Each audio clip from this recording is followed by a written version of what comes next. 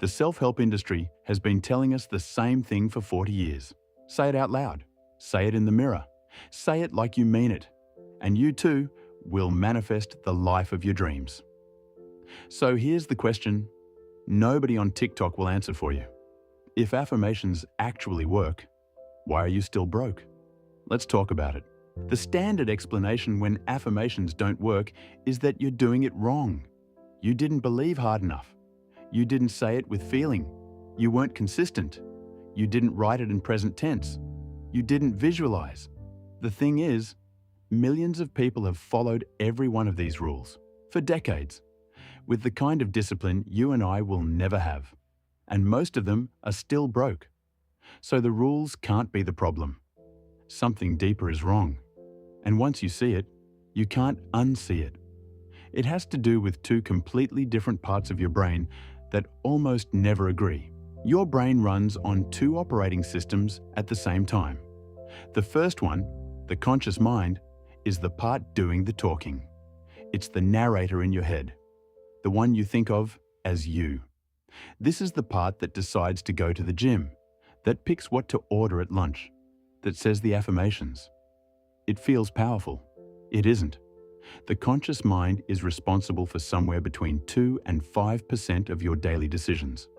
The rest, the other 95, runs on the subconscious. It's the part that decides what scares you, what you're attracted to, what feels safe, what feels stupid. It's running in the background right now. It picked your last partner. It picked your job. It picked the thought you had 10 seconds ago before you noticed thinking it. So when you stand in front of a bathroom mirror and say, "I am wealthy," you are speaking to the 2%. The 95 isn't listening, and the 95 is the part that pays your rent. This is why your affirmations don't stick. You're shouting at the doorman. The CEO is in a different building. Okay, but why doesn't the subconscious listen? The conscious mind is right there. They live in the same skull. The answer is evolution.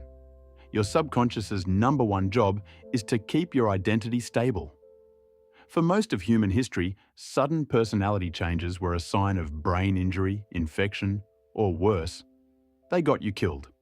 So the brain evolved a filter, sometimes called the critical faculty, that sits between conscious thought and long-term belief storage. Its rule is simple. If the new input matches what's already on file, let it through.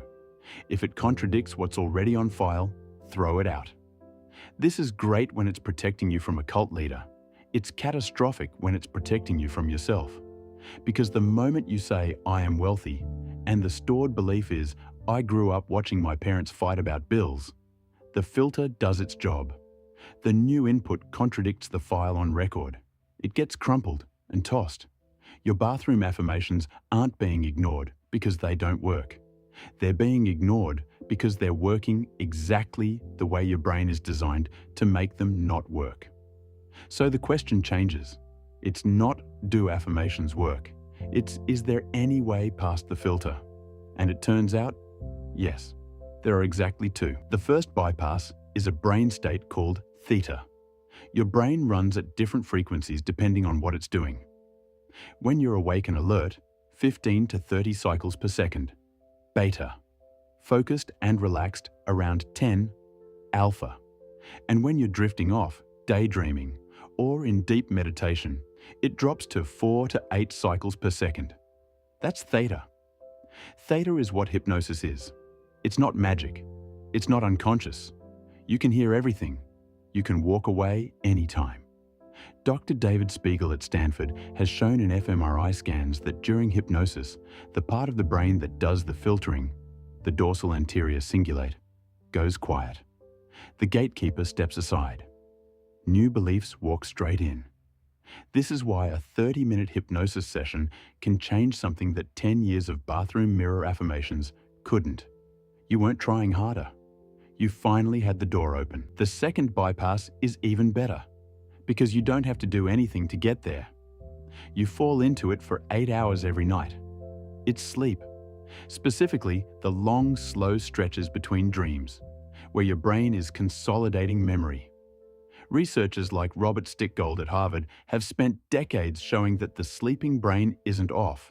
It's running maintenance, deciding which memories to keep, which to delete, which beliefs to update. And here's the part nobody told you. It's still listening. Multiple studies, going back to a 2014 paper out of the University of Bern, have shown that auditory information played during slow-wave sleep gets encoded.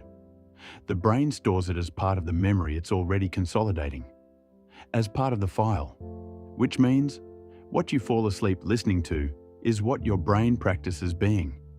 If you fall asleep to a podcast about how the economy is collapsing, your brain spends 8 hours rehearsing that. If you fall asleep to your own voice telling you that you are calm, capable, and worthy, your brain spends 8 hours rehearsing that. The gatekeeper isn't at the door. It's asleep too. So, if you want to actually change what your subconscious believes, which is to say, if you want to actually change your life, you have two real options. Not say it harder in the mirror. Not manifest with the moon. Option 1. Work the theta state. That's what guided hypnosis is. A focused session targeting whatever you're trying to rewire. Confidence, money, sleep, focus. You can get it from a hypnotherapist, a guided session on YouTube, or apps like Hypnothera. Option 2. Work the sleep window. The strongest version of this is your own voice, repeating what you want to become while you're asleep. Your brain trusts your own voice more than anyone else's. You can do this with a voice memo, a curated playlist, or apps like fMRI. Neither of these is magic. They're just delivering the message to the part of the brain that can actually receive it. So the next time someone tells you affirmations don't work, they're not wrong. They're just talking about the wrong kind. The bathroom mirror version doesn't work because you're handing a memo to a doorman. The theta version works because the door is open. The sleep version works because the doorman is unconscious. You've been trying to rewire the wrong brain. Subscribe if this rewired something for you. See you in the next one.